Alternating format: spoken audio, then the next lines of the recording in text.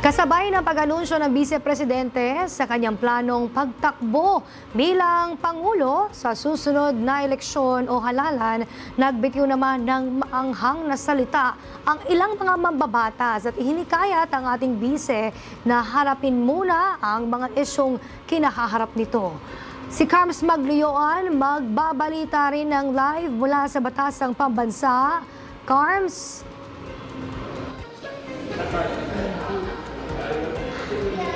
Tama ka riyan, Princess. Nagbigay ng pahayag ang ilang mga mababatas kanina kaugnay sa anunsyo ni Vice President Sara Duterte na balak na tumakbo sa pagkapangulo sa 2028. Mariing inihayag ni Vice President Sara Duterte sa isang press conference kaninang umaga na siya ay tatakbo bilang Pangulo sa halalan 2028. Ang anunsyong ito ay nakatanggap ng iba't ibang reaksyon, lalo't kasalukuyan niyang hinaharap ang impeachment proceeding sa Kamara. Kaugnay nito, nagpahayag ng kani-kanilang saloobin ang ilang mamabatas, kabilang sina Gabriela Women's Party List Representative Sara Ilago at Kabataan Party List Representative Rene Co, na kasama sa naghain ng impeachment complaint. Naniniwala si Representative Rene Co na isa lang itong distraction. Well, in my head, this is a distraction. No? Supposedly, ang taong bayan, ang mga kongresista, ang mga ahensya ay nakagear, no, na i-pursue ang pananagutan hanggang sa dulo nito. Pero meron ngayong nilabas na announcement that is premature and providing intention na may higher ambitions si VP Sara Duterte.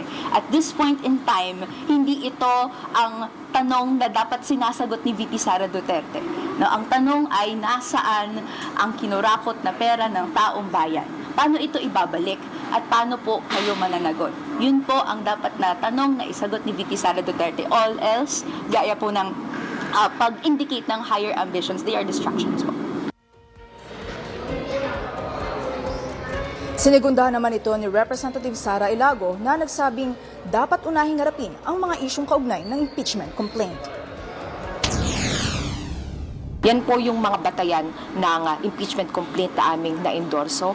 Kaya hamon din yan talaga dito sa mga miyembro ng Kongreso na ipakita nila, no, yung kanilang pagiging tapat dun sa sinumpaang tungkulin na magsilbi sa interes ng taong bayan at hindi yung mga pansariling interes. Dagdag pa ni Ilago, mahalagang maipakita ang pananagutan sa publiko bago ang anumang politikal na hakbang. Dapat harapin muna ni VP Sara Duterte yung mga corruption issues laban sa kanya. VP pa lang siya ngayon pero ang tindi na ng corruption sa confidential and intelligence funds. Paano pa kaya no, kapag siya po yung nasa pinakamataas? Nagpahayag din ng kanyang pananaw si ACT Teachers Party List Representative Antonio Tinio. Well, sino ngayon ang namumulitika?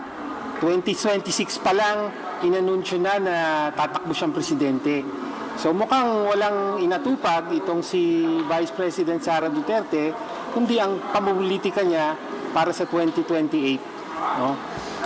Pangalawa, ano bang maasahan sa isang Duterte presidency na naman? No? Yung mataas na presyo ng bilihin, lalo na ng bigas, yung rice tariffication law, yung mas mataas na buwis sa train at saka sa create, yan ang mga legacy ni Duterte. Bukod pa dun sa pagiging tuta ng China. So, galing tayo sa isang pangulo na mamamatay tao na Duterte. Ngayon naman merong Duterte na mandarambong na kailangang humarap sa impeachment dahil sa pagwaldas sa confidential funds. No, kaya dapat talaga ma-impeach itong si Vice President Sara Duterte para hindi na makatakbo at hindi na mabudol muli ang sambayan ng Pilipino.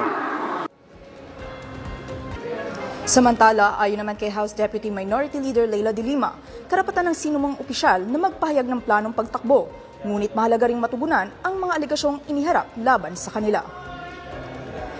Princess, tila nga iisa lang ang naisip parating ng mga mababatas na nagbitiw ng pahayag at ito rin ang diretsahang nabanggit ni Representative Sara Ilago na hindi anya na natin muling gugustuhin na magkaroon ng Duterte regime sa Malacanang. Para sa totoong balita sa Bagong Pilipinas, Carms Maglioan, Congress News.